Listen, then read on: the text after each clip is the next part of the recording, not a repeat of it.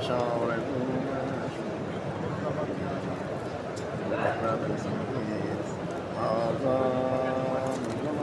يوم الدين لا يظلمون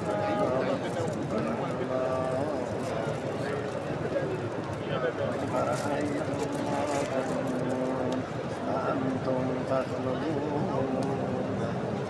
نحن الخالقون نحن قدرنا بينكم